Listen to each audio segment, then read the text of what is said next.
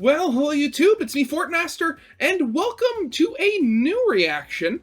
This is, what if the FNAF timeline was planned from the start by the Unwithered Truth? And this was suggested to me by Abacaxi Gomes 4416. I hope I'm saying that correctly. And I, actually thinking about it, I think I remember seeing, GT Live do a reaction to this, though I didn't actually watch that video myself. Now, when it comes to, the FNAF timeline, many people have, tried to figure out what was going on, trying to figure out, how things are connected, and while Scott has said he's only ever done one retcon to the timeline, I think it can obviously be said that, stuff wasn't planned out from the very beginning. If you actually go back and listen to the story of FNAF, FNAF was Scott's, last hope. After many years of, doing, animating movies and making his own games, and them never really, popping off or being that successful. In his last game with, what was it, Chippers and Sons or something? He had a review talking about how all the animations were like animatronics from Chuck E. Cheese, and he used that as an inspiration for, oh, hey, this is going to be my last hurrah, that sort of stuff, and then the rest is history from there. So obviously, it's very much, FNAF lore is very much just blocks placed upon blocks. There was nothing solid about it placed in the beginning. Now, given that, it's so big and there's, an entire, studio dedicated to making FNAF games basically now, I would hope that they're planning things out, at least trying to. I mean, seeing how things might have played out differently, or how the first game might have been different if, the whole, well, let's say for the very first few games was planned out. I wonder how the first game would have been different. That would definitely be cool. And I mean, hey, the Unwithered Truth is here. Let's actually get into this. So, yeah, of course, as always, original video is linked in the description if you haven't seen it yet for some reason. Corner video will lead to my Let's Play of the day. And if you like this video or any other video that I make, I'd very much appreciate it if you gave the video a like and subscribe to my channel, because, the vast majority of people who watch my content aren't actually subscribed, and I'd very much like that to change. Because I'm hoping to hit, hopefully, 5,000 subscribers sometime this year, and, I mean, if Social Blade says it's possible, I mean, I'm gonna try to believe him. So yeah, with all that out of the way, let's get this thing started then, shall we?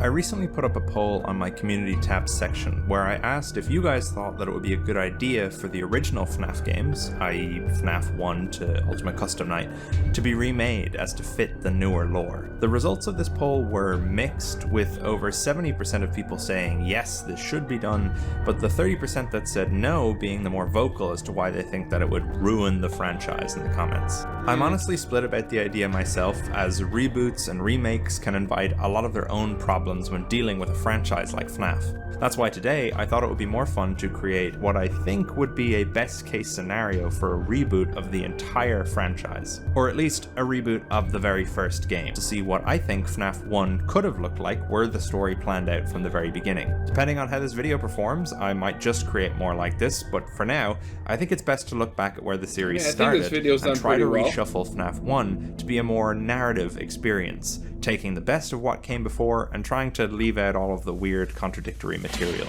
The title of my reboot will be Five Nights at Freddy's Anniversary.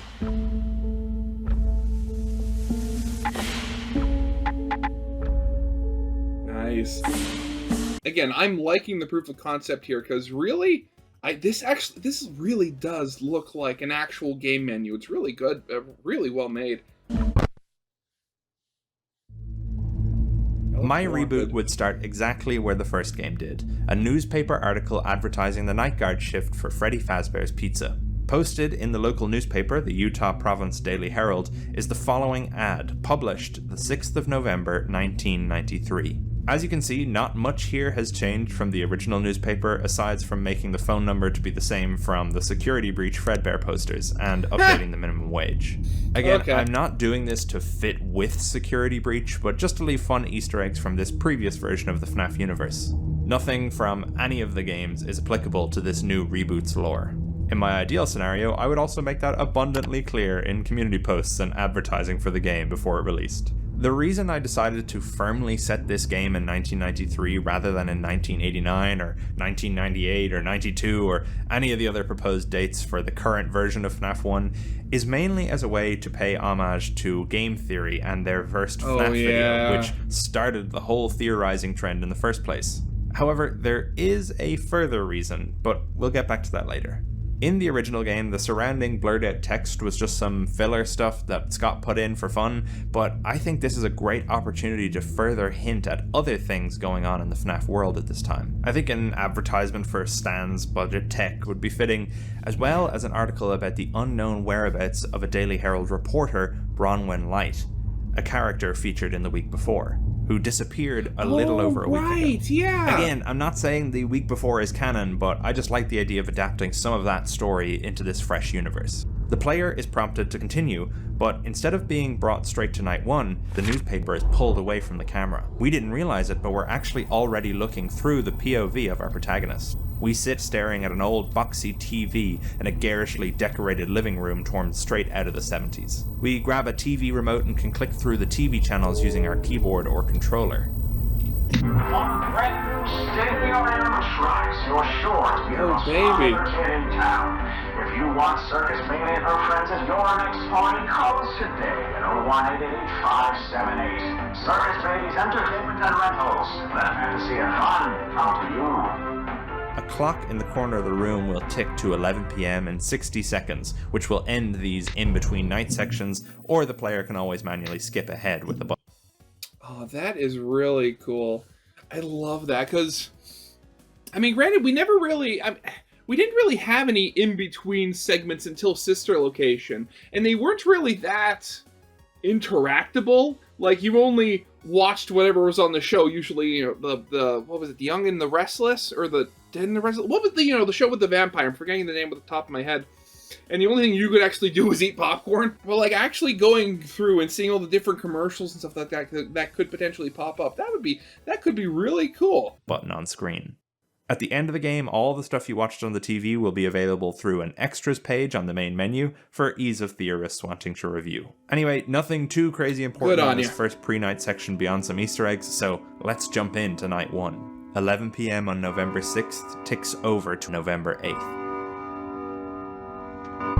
Why November, I wonder? Before I go into the night-to-night gameplay, I think it's important that I go over exactly what this revamped pizzeria would look like, and I'm going to be drawing inspiration from all different versions of this building from over the years. Reddit user RDTFGS made this fantastic layout based on FNAF 1, Help Wanted, and the Into the Pit book. Despite those pieces of media not being a part of my new canon, I honestly love this layout. It just feels like exactly what I'm going for with this sort of revamped FNAF 1 pizzeria.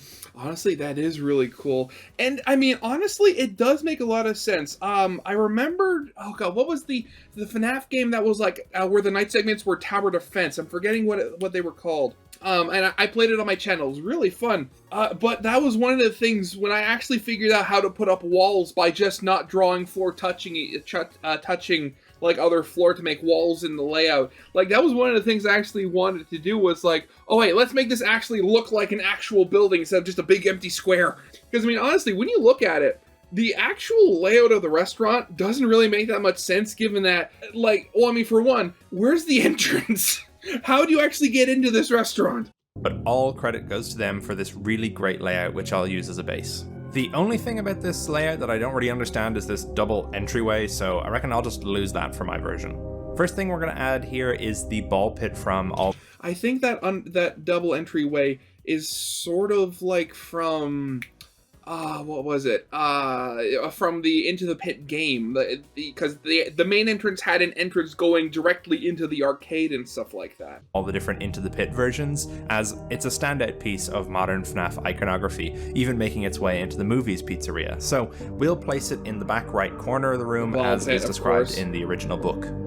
I'm going to shorten the hallways that lead to the security office as well, as the original FNAF 1 pizzeria has a lot of this weird dead space which is not really used. This new layout already goes a long way to fixing some of those problems, but I'm just going to continue to condense down the space because I think it'll just make for a more realistic experience. Because everyone knows that in a game with ghosts, haunting, animatronic robots, the most important thing is realism. Well, I mean, it's not so much realism, but it's the ability to, suspend disbelief. Like, stuff doesn't have to be 100% realistic, as long as, the human mind can comprehend that it could exist, or at least in the world. Again, with like a building like the old layout, with like so much dead space that seemingly had no use or function, like that kind of like when you're actually playing the game, you don't really think about it because you're focused on surviving. But when you stop and actually think about it, it kind of makes you wonder, like, what is that space? Like, what do they have there? To use up some more of the empty space, I'm going to add a manager's office, as there seems to not be one in the original layout, and one is mentioned in both Into the Pit and the Silver Eyes. In general, it just makes sense to have one, so what I'll do is shorten the space between the bathrooms and put it in next to the kitchen. Oh, okay. Jeez. Okay, I'm thinking here, maybe putting the ball pit right there isn't the best idea. Because already, like, you're having kids playing in an area that is not only, like, high traffic, because, that's because the kitchen only has one entrance going in and out. But you also have it being right next to the manager's office. So, that's a lot of noise for, right next to the boss. I'm also going to lose this awkward bend around the backstage and just make it so backstage is behind the stage. Oh, okay. Keeping with that, I'm going to also move the safe room from next to the restrooms to beside the backstage. The safe room serves the same purpose in my universe as it did in the original, so I thought it would make more sense to be placed out of the way so employees could actually move away from customers rather than having to pass through to the bathrooms.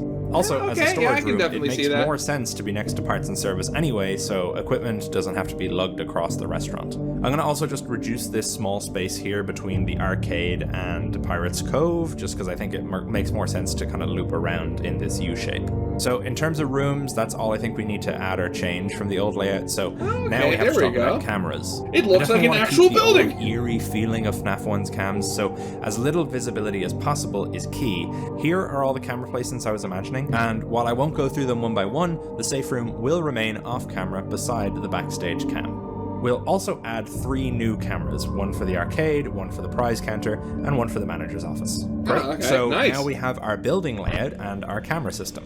Aesthetically for the building, I don't want the reboot to stray too far from the original series, as I find reboots or fan games often try to completely redefine every aspect of the franchise's most iconic elements. Which, yeah, I mean, on the one hand, that can be cool, seeing all the familiar things redesigned and reimagined, but at the same time, like, with something being a reimagining or a remake or whatever. Well, I mean, reimagining and remake, they're very much different sides, like different ends of a spectrum on like the same side of a coin, if you want to, like, if I butcher a metaphor there, because you're both remaking, but like a remake like sounds like, oh, you'll still have a lot of the same stuff as the old version, but it's being freshened up. You might have some things that are being like tidied up or neated up, like in the case of this for like lore reasons, but it would still feel very much the same. A reimagining seems like, oh, we're going to have a lot of the same pieces, but they're going to be rearranged in a lot of different ways. Obviously, it makes sense to want to put your own spin on things, but for me, FNAF 1 is so classic that making things too different isn't worth it. Some things I'll add, though, are old toy animatronic parts in the backstage area, along with really old withered costume parts. Because yes, in my universe, the Unwithereds are undeniably canon. I mean, are you really surprised? I think so.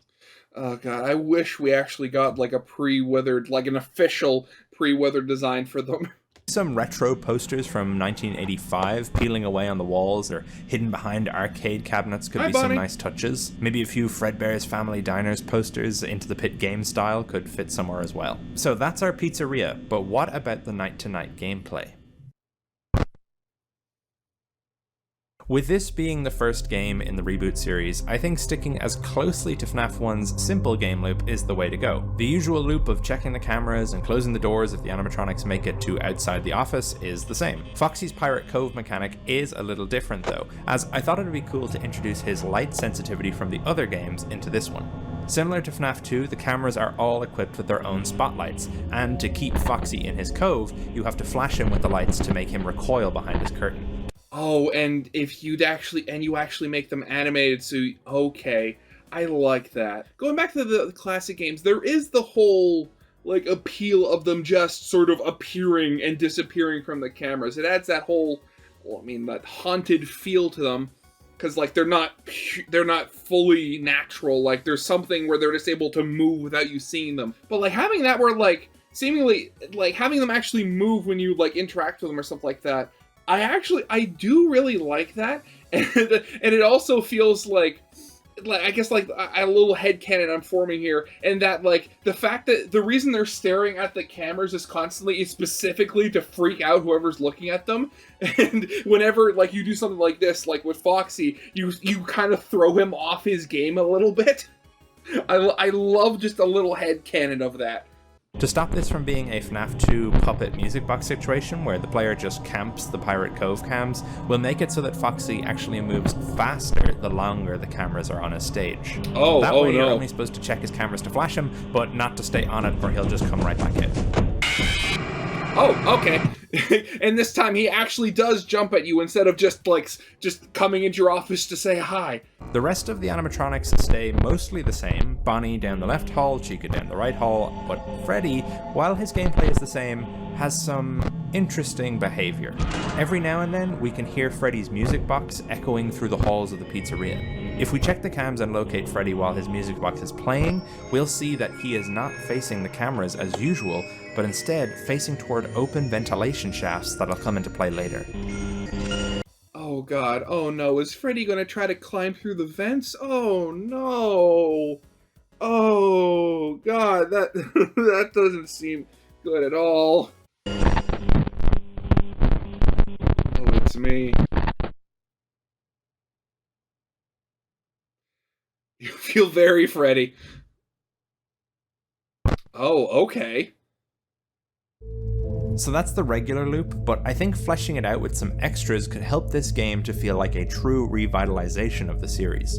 I don't want to add too many extra mechanics as I feel like we're robbing ourselves of the opportunity to expand the gameplay in following games, but the week before gave me some inspiration for extra tasks we might have as our time being the security guard at Freddy's. In the week before, Ralph has to clean up messes, change out light bulbs, and while I don't think there should be too many of these extra tasks for this game, giving the player optional challenges for extra points and lore secrets could be a really fun idea.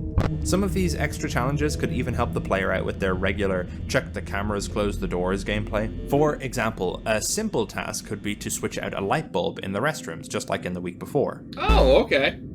The player is shown on the map where their next task lies, and so they have to make sure there's no animatronics nearby before heading there. The player can then click a button on the screen and make their way to that room. How, you might ask? Well, the guard stands up from his chair, turns around, and enters the vents. Oh, so like in the movie, okay. While in the vents, you stop every now and then to take a turn. There are directions on screen to inform you which way the vent will lead you, but there's nothing to stop you from taking a different path. We'll get back to that later. Secrets in the vents, of course, of course. All of your tasks throughout the week would have a noise meter, which draws animatronics to them. If the player gets caught, they're dead. But if they succeed, they return to the office with no problem.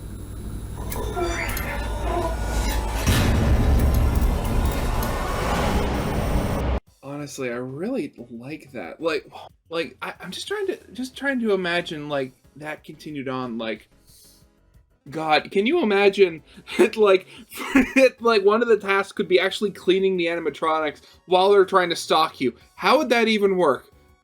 I think it's better if the animatronics can't fit in these vents, as otherwise that's a whole other problem to deal with, and it's probably too much to add for the very first game in the series. Okay, then what's Like I was Freddy saying, doing these then? should have a positive effect for the player on gameplay. So for our light bulb example, any animatronic that ends up in the restrooms will now spend more time in that area searching the lit up bathroom, meaning they are less likely to come and kill the player.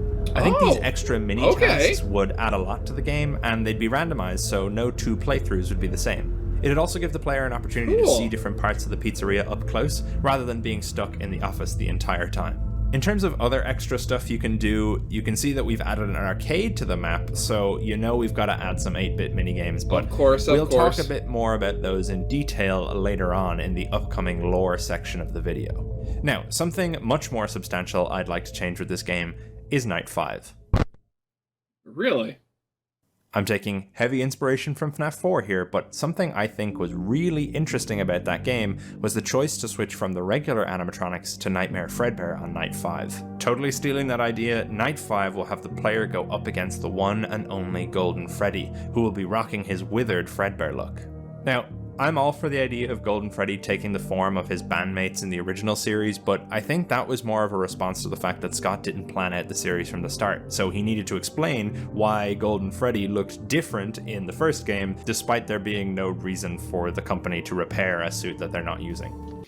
Yeah, that is definitely kind of a thing. Like, I always assumed, well, granted, I was always on the bandwagon of, like, Fredbear looked like a not evil version of Nightmare Fredbear that you see in FNAF 4. I remember years ago, I saw a design somebody drew, and he's like this fat, giant, like, robot. It looked kind of freaky, but it wasn't evil looking like Nightmare Fredbear was. But if Fredbear literally just looked like a yellow, withered Freddy, I could see that. With how cheap we've seen Fazbear Entertainment do, if they were, if it was originally, Fredbear and Spring Bonnie, and they were making a knockoff band with another bear, I could totally see them deciding, oh hey, this new character, Freddy, is just going to be a recolored version of Fredbear, and they just use the same model, they just change the color of the fabric they use to cover it. However, we don't have to worry about any of that here, so in my reboot, Fredbear looks the same as he did all those years ago. Story-wise, there is a reason that Golden Freddy takes over on Night 5, but again, I'll go into that later in the lore part of the video. Okay. I imagine that on Night 5, everything starts up as normal, but we notice that by 1 AM, none of the band have even moved yet. Then, suddenly, the power in the building cuts out, the cameras go down, and we're left in the dark. When the power comes back on, the stage is empty and Pirate's Cove is open. All of the animatronics have disappeared, nowhere to be seen on the cameras. Switching to the backroom cameras shows that the camera has been knocked down from its original resting place and is now lying on the floor. Oh.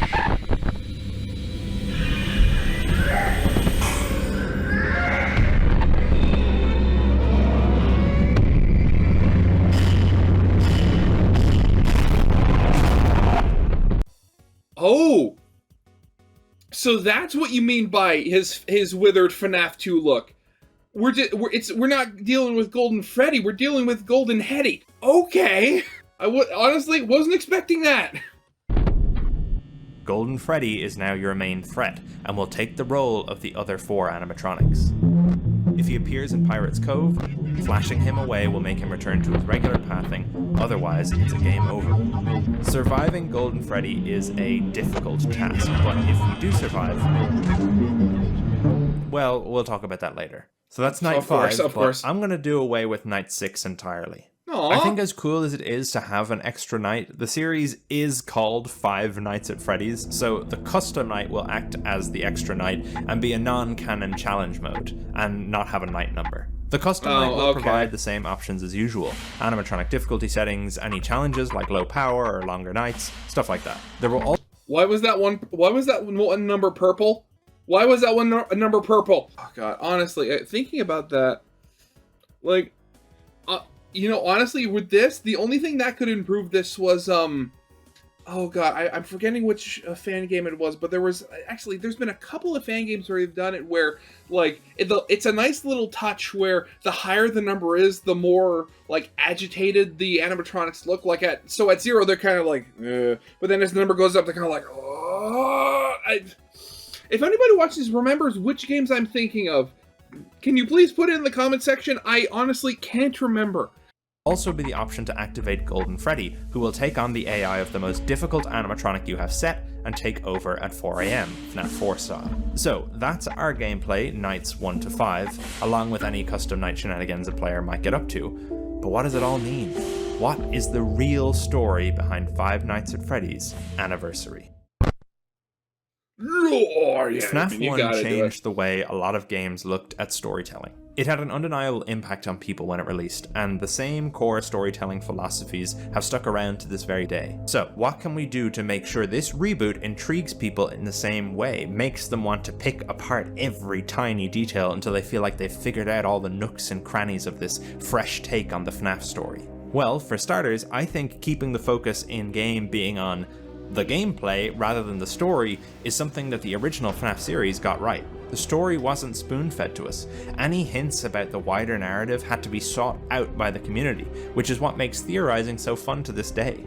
That's why the in-between night sections I mentioned earlier in Michael's home, or the mini-games I'll go over in a bit, are absolutely optional, and most of them will be hidden away to be uncovered. But before I go into the secrets, there is one character I've neglected to mention up to this point, or at least his role in this game. He is undoubtedly one of the most iconic and important characters, and is a crucial aspect to the way the original games hooked their audience. And that is, of course, Ralph, the phone guy. In this game, Ralph will indeed be our guide as he was in the original. Though, I mean, depending on like what era of FNAF theorizing you're in, they could be literally the same character. Giving us tips and tricks to surviving the nights, while also dropping tantalizing teases to the wider Freddy's universe. Ralph the phone guy. Hello? Hello? Oh, hey, Ryan. Hi there. I wanted to record a couple messages for you to help you get settled in over your first week on the job. I definitely could have done with a friendly voice on these long nights, so I thought I'd give you one to listen to. Ralph will introduce himself as the location's manager. My name's Ralph. I'm the manager of this fine establishment. I'm, also currently the night guard and the janitor. Staff has been hard to come by as of late, but thanks to you, I finally have a replacement. Someone's coming in from on high to be the new manager, but you have the privilege of guarding the building after hours, and cleaning up a few things here and there. This is my last week on the job, so we'll both be braving new beginnings together. Let's see here. There's an introductory greeting I'm supposed to read. You know, sort of a legal thing they had to bring in a few years back. He'll give a hilariously satirical company greeting that no sane person would stick around to hear the end of, because they'd already be out the door looking for a safer line of work. Ralph assures us nothing will go wrong, as everything in Freddy's has a completely logical explanation. Ralph mentions that the animatronic characters have been stuck on stage since the bite of '87. Yeah, things really haven't been the same since then.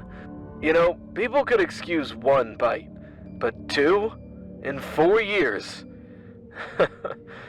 PR really had a hard time with that one. Anyway. Ralph explains that the animatronic... If I remember correctly, I think in the actual names for them, so there was the bite of '87, which, happened around FNAF 2, and then the bite that happened to the crying child has been called, like, the big bite, if I remember correctly.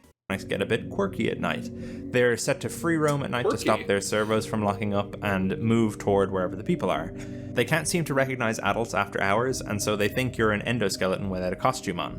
That leads to them stuffing you inside an empty suit, killing. This final point is confirmed to us anytime we die, as we're brought to a game over screen where our player is seen stuffed into a moldy yellow rabbit costume in the back room. On night 2, Ralph congratulates us on... Wait, stuffed inside Springtrap? Oh, okay, wait a second, okay. So I'm trying to think of the lore here. So this is obviously FNAF 1. And the way it's being said, this is when it's still operating. So there's no, like, theory. It's like, oh, Mike came back to them later on. So that would potentially mean that if FNAF 2 is still... If FNAF 2 is still a prequel, then FNAF 3 would be the next one, like, chronologically.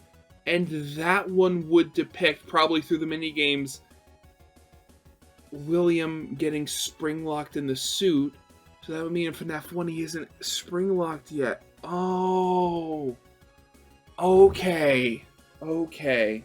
Interesting. Making it past our first night shift. Hello? Hello? Hey, look at you. Night 2. You're a natural. Probably.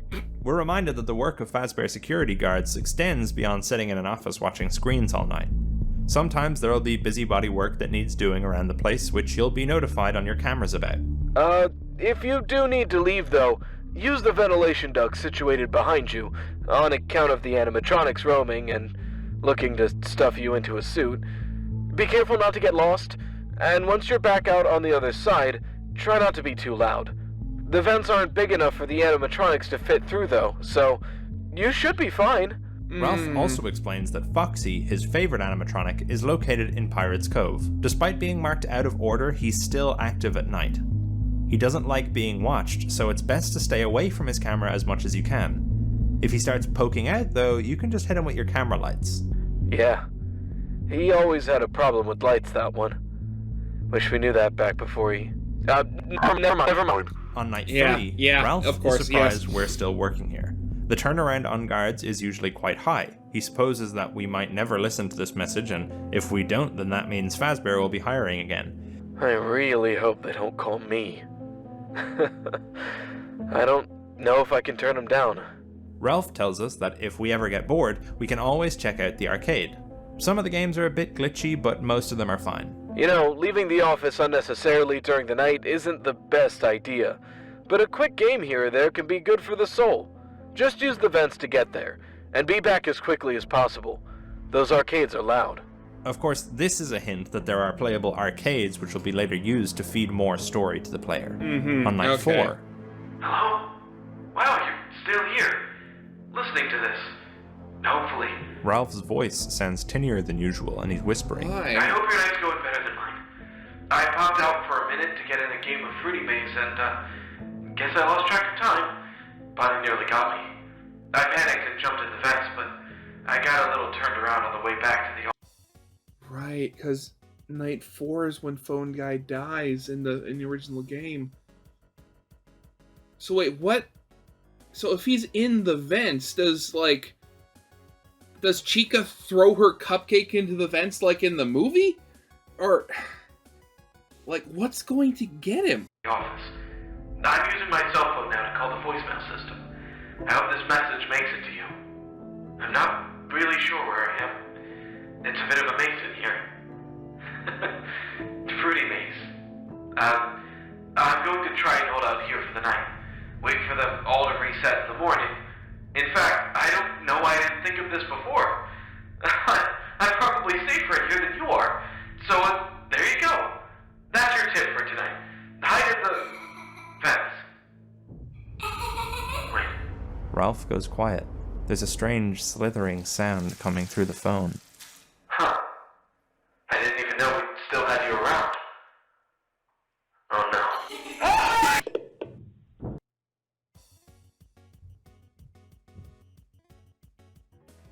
It's probably the puppet. Probably the puppet. Okay. Of course, she'd be the one that's hiding. Wait a minute. Is that why Freddy is singing into the vents? He's using the music box to soothe her. Oh. God, I hope I'm right. Remember before when I said the player could take any path they like in the vents? Well, if you stay in the vents long enough and take enough wrong turns, on any night you can find Ralph's body decaying in the vents. Oh.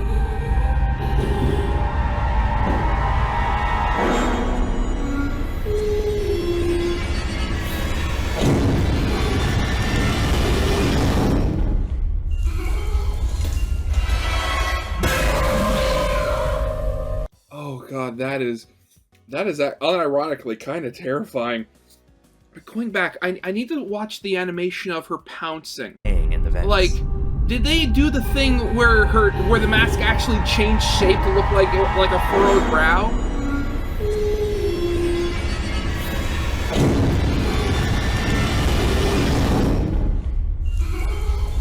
Okay, wait, I gotta watch this in slow motion. Sorry.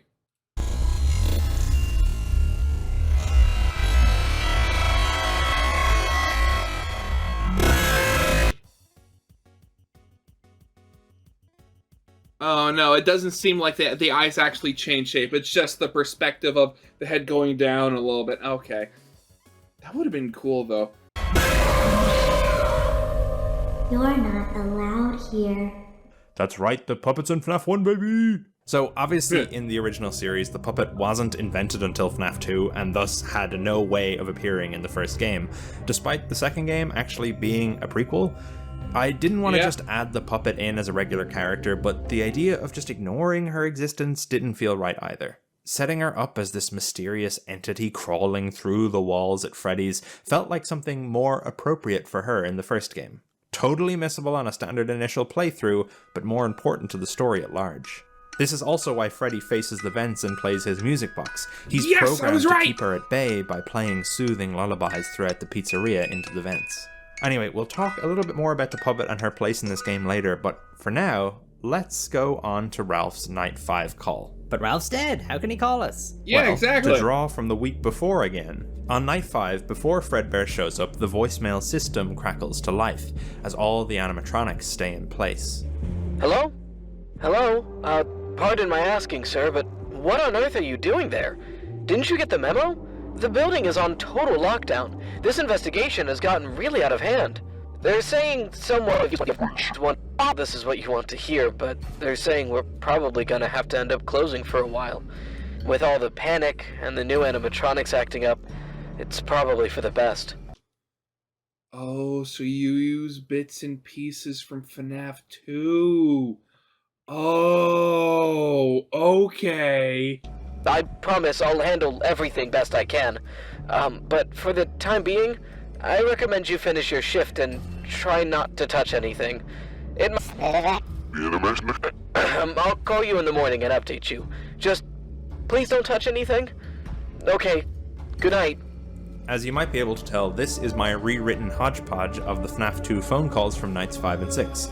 I have ideas about how that game would work, but rest assured that if I ever talk about what I'd do for that game, I would absolutely use this as the Night 5 phone call there as well. The night then proceeds with Golden Freddy doing his thing, and that's the end of Ralph. This game would be full of small creepy Easter eggs just like the first game, posters changing on the wall, characters with rare screens or glitchy hallucinations, that sort of thing. I was also thinking you could have it fun to rackle fun. Sorry, what is this?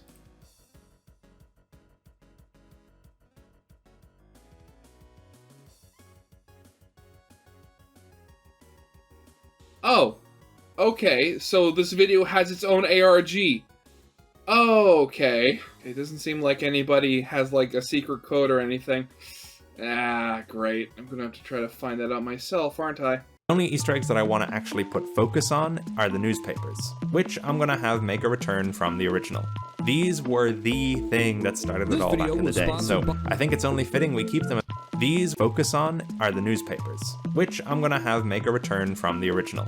These were the thing that started it all back in the day, so I think it's only fitting we keep them as part of the reboot. On some of the cameras and in some of the rooms you can visit, newspaper clippings can be found, appearing and disappearing along the walls of the pizzeria.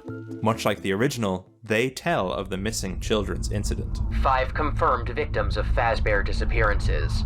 After the company's promise of safety following the multiple incidents which occurred at their establishment many years ago, locals are horrified to see the same tragic patterns repeat themselves. Mascot killers Years ago, eh? Okay. still at large. Fazbear's Pizza closed for public safety. Despite management assuring the Mascot public that the killer. closure is only temporary, it seems unlikely customers will be willing to trust the company ever again. Other Fazbear locations around the country have also been negatively stigma surrounding these incidents. CEO of Fazbear Entertainment found guilty. Linked to an Indian hurricane breathed a sigh of relief after the former CEO of Fazbear Entertainment was convicted last Thursday. Police suspect he was likely also responsible for the disappearance of who went missing from the same establishment. Okay. So again, so I was wondering that at the very beginning where he said that the newspaper ad was like Iowa or something like that, and like while like the first location and many of the locations are in like Nevada in the games, but like if they have locations all over the country and just that one location in Nevada was the one where the stuff happened. And then maybe, you know, they moved the haunted animatronics somewhere else because, oh, you know, it's expensive to have robots, we'll use them in another place. Okay. And then you have the CEO, which is potentially Henry. Okay. Classic Freddy and Friends returning. New robots scrapped. FNAF 2. After incidents of malfunction. Fazbear's newest line of robotic mascots, which debuted only a few weeks before the location's closure, are being older classic animatronics are set to be taken out of storage and refunded. The acting CEO of Fazbear Entertainment calls it a return to form. A local concerned mother was quoted as saying, "I really hope not." Fazbear Entertainment chomping down on health code violations. Management assured the Herald that the robotic mascots are cleaned regularly, but that the foul black mutants, which reportedly leaks from the mascot suits, returned without explanation. An official statement from Fazbear attempted to explain this bizarre, upsetting alleged phenomena as unavoidable operational leakage. The health department told the Herald it isn't satisfied. What does that even mean? Like, I could potentially believe it's like, oh, with the older animatronics, it's like, you know, like hydraulic or, you know, some sort of lubricant leakage, but just unavoidable operational leakage. Like, what? That is the most corporate non-talk I have ever heard. Satisfied with this answer. As you can probably tell, I'd like to weave a little more of the events prior to the MCI into the newspapers, as it seems like they would be relevant considering the history and track record Fazbear has by the time of the MCI. Very However, much so, there yes. is another article which can only appear on Night 5. Young boy killed at local diner. On the morning of November 12th, a child's birthday celebration at the popular Fredbear's Family Diner turned into a horror fest when a group of local teenagers forced a young boy into the mouth of the star animatronic. The big bite, yeah. The twisted prank gone wrong ended in tragedy when the robotic performer crushed the boy's head, killing him instantly. Wait, November 12th. What was the date at the beginning of the video? It was like November 9th or 8th or something? That would...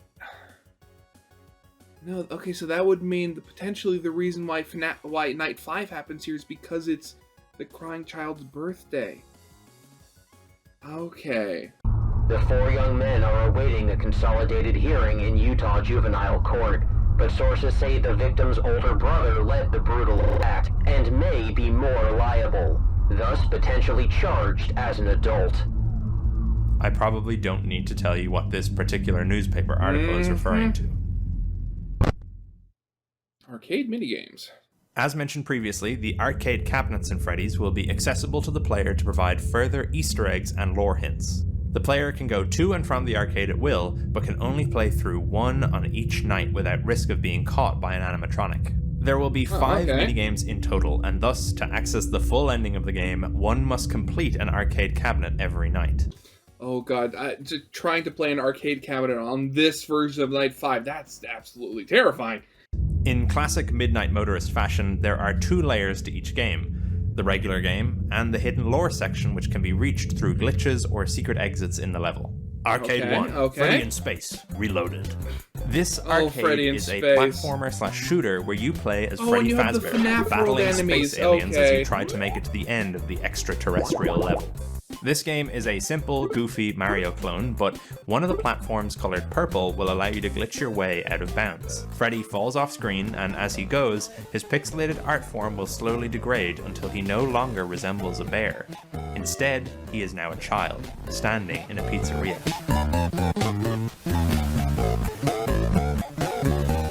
A bunch of other kids surround the Freddy child. We can use the controls to make our character dance. The other kids cheer us on. Oh.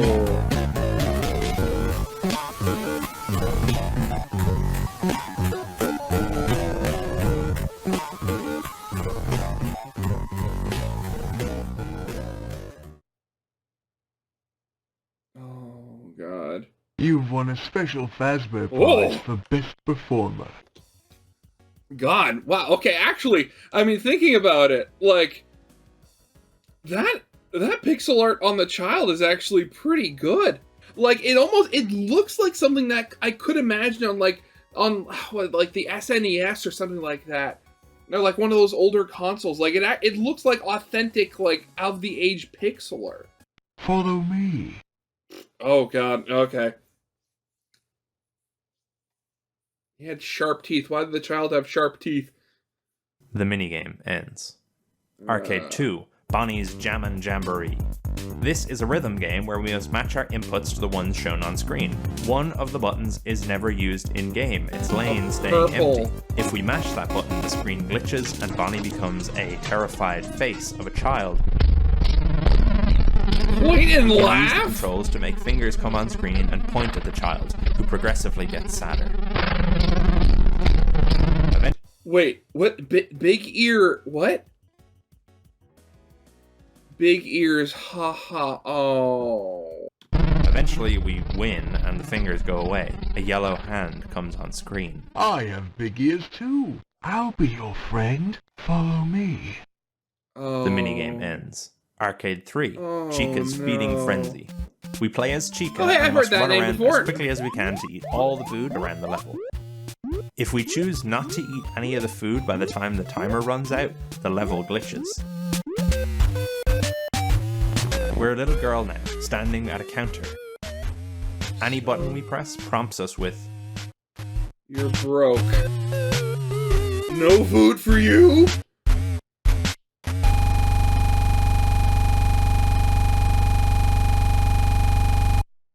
You look hungry. I'll show you where you can have all the food you like. Follow me. Oh. Guess that would be, potentially why Chica spends so much time in the kitchen. minigame ends. Arcade 4, Foxy's Pirate Ship Simulator. We play as Foxy, navigating a ship through stormy waters. Not like the cartoon. We have to okay. avoid big icebergs and shoot other pirates who are trying to board the ship. If we ignore on-screen warnings, we can sail off course and run the ship aground. If we do that, the game glitches. We are now a young boy. Other children sneer and laugh. They take our glasses off and break them. Oh, heterochromia. 4 eyes has 2 eyes now. Oh, of course. Honestly, nobody meaner than a child. The children leave. A blurry yellow rabbit approaches. Your eyes don't work too well. I have a friend just like you. Would you like to meet him? Follow me. Yeah.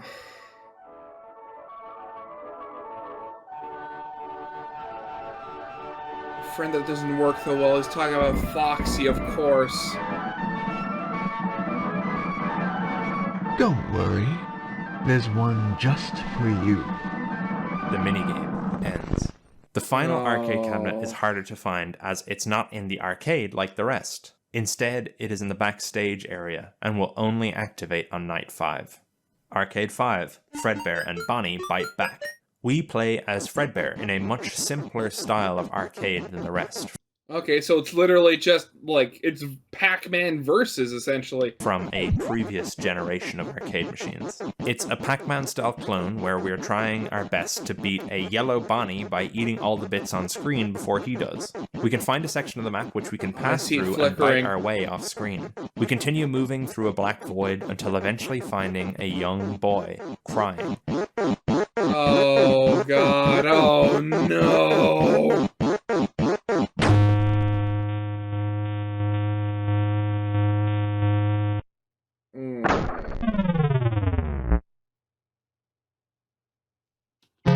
Now I'm just, I was half expecting the William Afton goes like, "Follow me." again, at this point, it just doesn't seem like, a mini game without the "follow me" in it.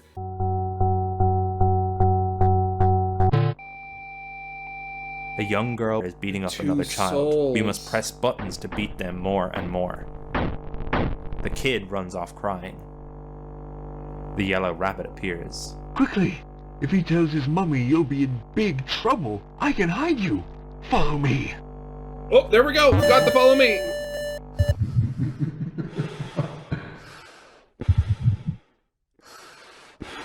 Careful now.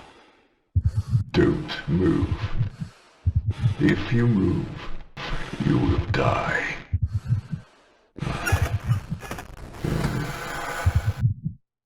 My son is in there with you. It's your job to put him back together. Let your anger give you the strength. Now you can move.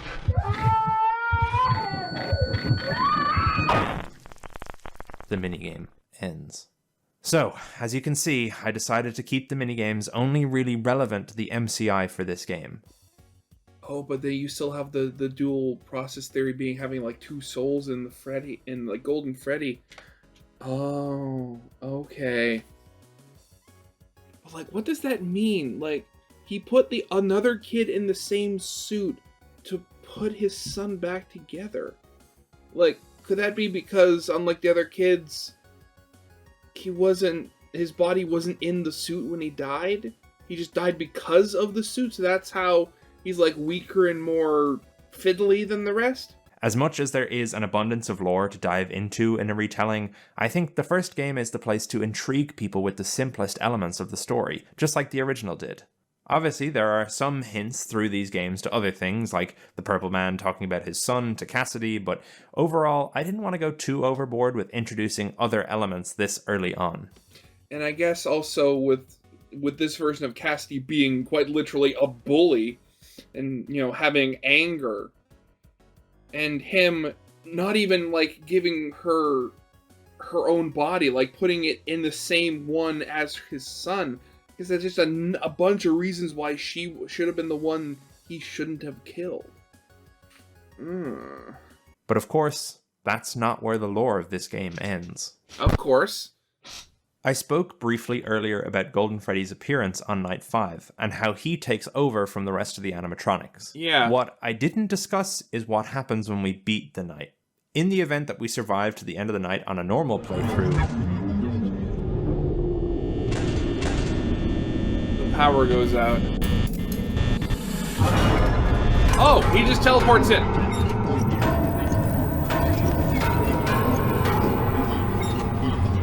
He sounds like the bell. Oh.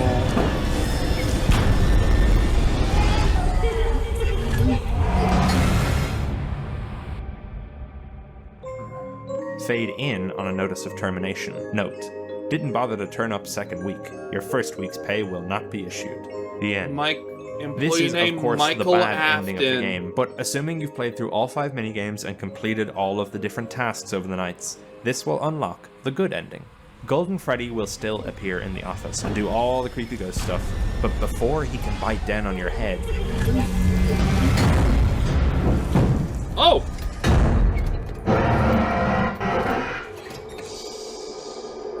They don't recognize you, but I do now.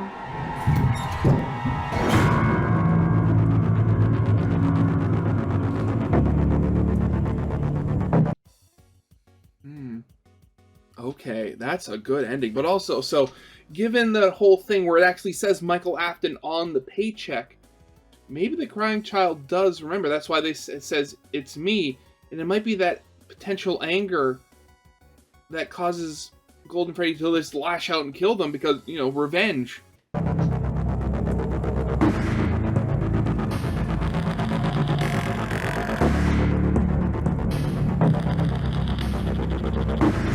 That's it?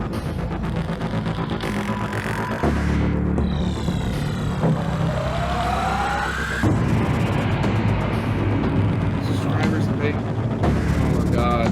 That was nice. This video definitely earns a subscribe from me. Find the, of course there's a secret code throughout the video. Ah! Hey, we're actually paid! We're not surprised. Huh. Well, that was definitely a really cool way. Like, as opposed to, like, all the other, like, the actual, like, remakes of FNAF 1 that people have made over the years. Like, that seems really good. Like, that actually feels like... That feels like a legitimate game that could be made. Like, and again, in the title of the video, it says reboot game dev concept. So if he actually went about and actually had this made as like an actual like remake fan game of the first game, that would be awesome. Oh, so yeah, I'm happy. I'm so sad I didn't watch it the first time around before, and now I'm really sad I didn't watch GT Live's reaction to it. Oh, I'm gonna have to go back to see that. But yeah, that's definitely going to be it for now. So yeah, of course, as always, original video is linked in the description if you haven't seen it for some reason. Corner video will lead to my Let's Play of the day. And yeah, that'll be it for now. I hope you guys liked. If you did, leave a like, subscribe if you have not, and I'll see you guys next time. Goodbye.